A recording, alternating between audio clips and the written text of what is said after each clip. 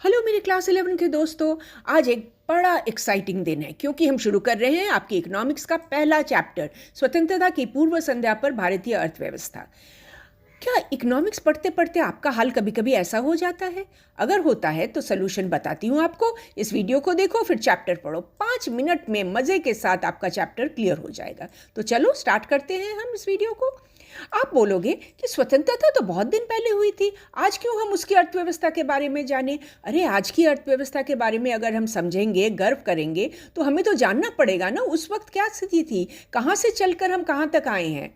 1757 to 1947, ये जो 200 साल हमारे कॉलोनियल रूल था, उपनिवेशकारी शासक थे, उनका अर्थनीतिक मकसद क्या था? उस वक्त इंग्लैंड में हो रहा था औद्योगिक क्रांति, इंडस्ट्रियल रेवोल्यूशन, और वो चाहते थे भारत से कच्चा माल भेजकर इंग्लैंड में इंडस्ट्रियल रेवोल्यूशन को बढ़ाए। यहाँ से जाता था कपास बर्मिंघम, मैनचेस्टर की फैक्ट्रीज में, और बनता था कपड़ा, लकड़ी जाती थी, वहाँ से बनता था बड़े बड़े जहाज। तो यही नहीं, इंग्लैंड से बने उत्पादों को भी भारत में आकर बेचा जाता था। इस पिक्चर को अच्छी तरीके से देखो। देखो बन रहे हैं कपड़े ग्लासगो और मैनचेस्टर में, और आके बिक रहे हैं कैलकाटा और बॉम्बे में। और पिक्चर्स कैसे हैं? भारतीय नारियों की, लग रहा है जैसे भारत में ही बना है। तो इन्होंने क्या किया, भारत को एक कच्चा माल प्रदायक के रूप में ही बना दिया। इससे क्या हुआ कि भारत का जो वस्त्र उद्योग था, गांव-गांव में फैमिलीज करती थी, सौदागर महाजन कितने ही लोग इस सिस्टम में थे, वो सब बेरोजगार हो गए। पर इंग्लैंड का वस्त्र उद्योग वो तो बड़ा अच्छी तरह से चलने लगा। अंग्रेजी शासन स्थापन से पूर्व भारत में अर्थव्यवस्था क्या थी? कृषि थी और विनिर्माण। विनिर्माण थे सूती और रेशमी वस्त्र, और थी धातु आधारित और बहुत सुंदर सुंदर शिल्प कलाएं। ये सब चौपट हो गई। क्यों हुई? क्योंकि ये हमारे रूलर्स का एक शोषक रूप था, एक एक्सप्लॉयटेशन का रूप था। औपनिवेशिक शासकों ने भारत की अर्थव्यवस्था के बारे नहीं सोचा, वो तो अपने देश की अर्थव्यवस्था को बढ़ाने की कोशिश कर रहे थे। भारत का डेवलपमेंट उन्होंने उतना ही किया जिससे वो कच्चा माल इकट्ठा करके पोर्ट्स तक ले जाए, और बने उत्पाद जो हैं प्रोडक्ट्स, वो पोर्ट से लेकर भारत के शहरों तक ले आए। उन्होंने भारत के राष्ट्रीय आय और पर कैपिटा इनकम, इसका भी आकलन ठीक से नहीं किया। ये तो 19th और 20th सेंचुरी में आकर Dadabhai Naoroji, Findlay Shirras, doctor VKRV Rao जैसे विद्वानों ने इस आकलन को किया। और बड़े चौंकाने वाली बात थी कि 20वीं शताब्दी 20th सेंचुरी की पूर्वार्ध में भारत की जो राष्ट्रीय आय समृद्धि दर, एग्रीगेट नेशनल आउटपुट, लाइक हम कितना बनाते हैं, इसका रेट, ये हर साल में केवल 2% थे। और हर व्यक्ति कितना प्रोडक्शन करता है, ये हर साल ओनली 0.5%। ये क्यों हुआ? क्योंकि औपनिवेशिक जो नियम और कानून थे, इनसे ये 6 सेक्टर्स पर बड़ा प्रभाव पड़ा। अब इन 6 सेक्टर को देख के आप घबरा मत जाना, वीडियो बंद भी मत करना, क्योंकि अगले 5 मिनट में जो बताऊंगी उससे आपको गुस्सा और गर्व दोनों आएगा। तो देखते रहो मस्ती से। पहले हम देखेंगे कृषि सेक्टर या एग्रीकल्चर। औपनिवेशिक काल जो था, ब्रिटिश कॉलोनियल रूल में, भारत एक एग्रीकल्चरल इकोनॉमी की स्थिति में ही रहा। 85% लोग तो गांव में रहते थे, कृषि से रोजी रोटी करते थे। टोटल कृषि उत्पादन, उसकी तो बढ़ोतरी हो रही थी, पर प्रति व्यक्ति उत्पादकता, पर कैपिटा प्रोडक्शन, वो कम होती जा रही थी। क्यों बोलो तो? क्योंकि वहाँ जो नए नए तकनीकें आ रही थी, भारत तक वो पहुँची नहीं। वहाँ आ रही थी फसल काटने की मशीन, फसल झाड़ने की मशीन, और यहाँ ये सारा काम हाथ से होता था। सेकंड थी पूर्वी भारत, जो बंगाल प्रेसिडेंसी कहा जाता था, वहाँ ब्रिटिश रूलर्स ने जमींदारी भू व्यवस्था, लैंड एंड रेवेन्यू सेटलमेंट की। उन्होंने कुछ लोगों को ज़मींदारी दे दी, बड़े बड़े टुकड़े ज़मीन के दे दिए, और वो भूस्वामी अपने अधीन किसानों से लगान वसूलते थे। इस लगान का एक हिस्सा वो ब्रिटिश सरकार को टैक्स की तरह एक निश्चित तारीख पर जमा कर देते थे, और बाकी धन वो स्वयं उपभोग करते थे। तो भूस्वामी भी क्यों विकास पर ध्यान देंगे? वो तो चाहते थे लगान को लो और दो और बाकी अपने अपने आप यूज़ करो। तो प्रौद्योगिकी का जो निम्न स्तर हो रहा था, सिंचाई का भाव, बाढ़ नियंत्रण का भाव, भूमि क्षरण का रोकथाम नहीं, उर्वरों का प्रयोग नहीं हो रहा था, इन सब पे उन्होंने बिल्कुल ही ध्यान नहीं दिया। और अगर उनका काम केवल था लगान लेना, और किसान अपनी दुखड़ा लेकर किसके पास जाए? अगर जमींदारी नहीं सुनेगा तो कौन सुनेगा इनकी बात? अब देश के कुछ क्षेत्रों में कृषि का कमर्शियलाइजेशन भी हो रहा था। किसानों को बोला गया, अनाज की जगह तुम नकदी फसल, कैश क्रॉप ग्रो करो, जैसे ओपियम, जैसे इंडिगो। ओपियम को देखो, ये ओपियम फैक्ट्री लगते थे, और सारा माल इनसे जहाज़ों पे चढ़ा के ये ले जाते थे चीन और वहाँ काले बाज़ार में बेचकर खूब मुनाफा करते थे। काले बाज़ार इसलिए क्योंकि चीन में ओपियम निषिद्ध था, बैंड था। और इंडिगो क्रॉप इसको ले जाते थे बर्मिंघम, मैनचेस्टर के फैक्ट्रीज़ में, वहाँ इससे नील से सफ़ेद कपड़ों को खूब चमकाया जाता था। तो इन क्षेत्रों में उच्च उत्पादकता तो थी, प्रोडक्टिविटी काफ़ी हाई थी, लेकिन फ़ायदा भारतीय किसानों को बिल्कुल ही नहीं मिला, कुछ भी नहीं। मिडिल मैन सब ले जाते थे और छोटे किसान और काश्तकार जो थे वो इन सब काम नहीं करके अनाज उगाना चाहते थे, पर उनके पास संसाधन ही नहीं था। पराधीन भारत के 85% जनता का ये हाल था। आप सोचो ज़रा, हमारे पूर्वज जो थे उनका ये हाल था। ये सोचकर आपको गुस्सा आ रहा है या नहीं, बताओ तो चलो अब देखते हैं इंडस्ट्रियल सेक्टर का हाल। एक तो मैंने आपको बताया विनिर्माण किस चीज़ का होता था, वस्त्र का, और दूसरा सुंदर सुंदर हैंडीक्राफ्ट्स का। तो देश के जो परंपरागत प्रसिद्ध शिल्प थे ये सारे खत्म हो गए और इनकी जगह पे कोई नई इंडस्ट्री तो आई नहीं।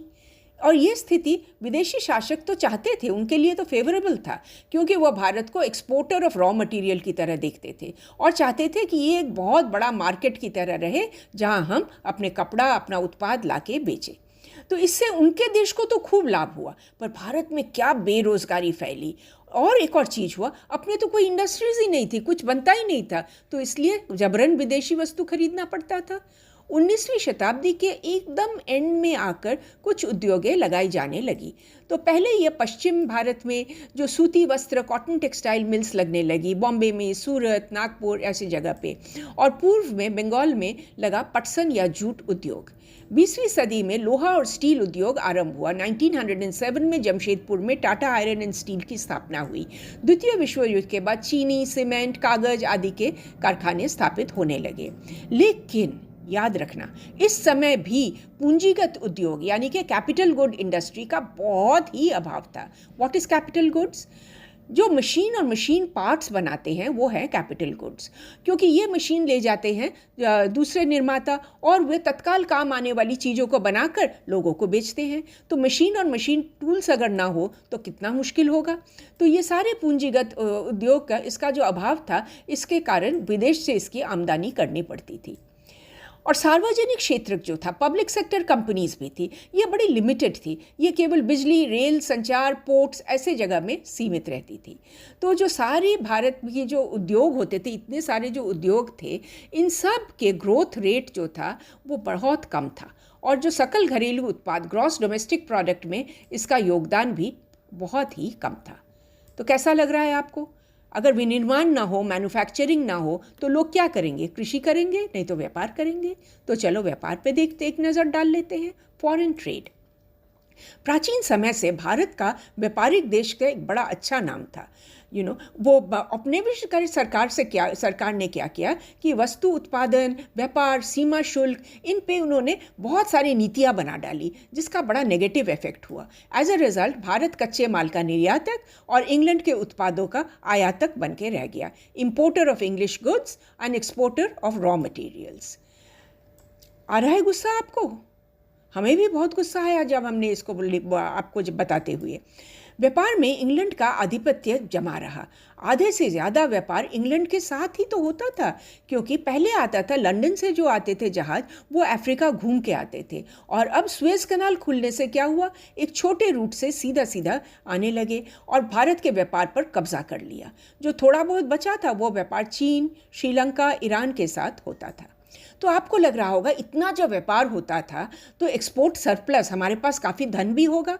अरे नहीं होता था, क्योंकि जो धन होता था ना, भारत चलाने के खर्चा बोलकर सरकार उसको ले लेती थी, उस वक्त की सरकार। इससे भारत के जो सोना, चांदी, धन राशि, इस पर कोई फर्क नहीं आया। उस वक्त देश में केरोसिन तेल, अनाज, कपड़ा जैसे वस्तु मुश्किल से उपलब्ध होती थी। तो लोगों का क्या हाल था, आप जरा सा सोचो। अब इसके साथ साथ इन सब चीज़ों को जो मैंने आपको बताया, सबको अगर आप टोटल करो तो एक बड़ा इंटरेस्टिंग चीज़ निकलता है, जिसको हम कहते हैं डेमोग्राफिक ट्रांजिशन, जन अंककीय परिस्थिति। इसका मतलब क्या है? एक समाज जो उच्च जन्म और उच्च मृत्यु दर की स्थिति से कम जन्म और कम मृत्यु दर, high birth and death rate से low birth and death rate की स्थिति तक जाता है, उसको हम डेमोग्राफिक ट्रांजिशन कहते हैं। और इसके लिए ज़रूरत है साइंस, टेक्नोलॉजी, हेल्थ सर्विसेज, आर्थिक व्यवस्था, इन सब को इम्प्रूव करना। 1921 से पहले भारत तो जनांकीय संक्रमण के प्रथम सोपान पे था, that is high birth rate और हाई डेथ रेट। उस वक्त भारत की जनता कम थी क्योंकि लोग इतने मरते थे, इसलिए उस वक्त की मृत्यु दर बहुत ऊंची थी और शिशु मृत्यु दर 1000 बच्चे पैदा होते थे तो उनमें प्राय 300 ही खत्म हो जाते थे। और लाइफ एक्सपेक्टेंसी, कोई बंदा 32 साल से ज़्यादा जीने की सोचता भी नहीं था। तो ये हाल था हमारा। और सामाजिक विकास के जो और इंडिकेटर्स थे उस पर भी कोई बहुत अच्छी स्थिति हमारी नहीं थी। महिला साक्षरता, फीमेल लिटरेसी पता है कितनी थी? 7%। पब्लिक हेल्थ सुविधाएं वो भी शायद ही कहीं कहीं मिलती थी और वो भी पर्याप्त नहीं।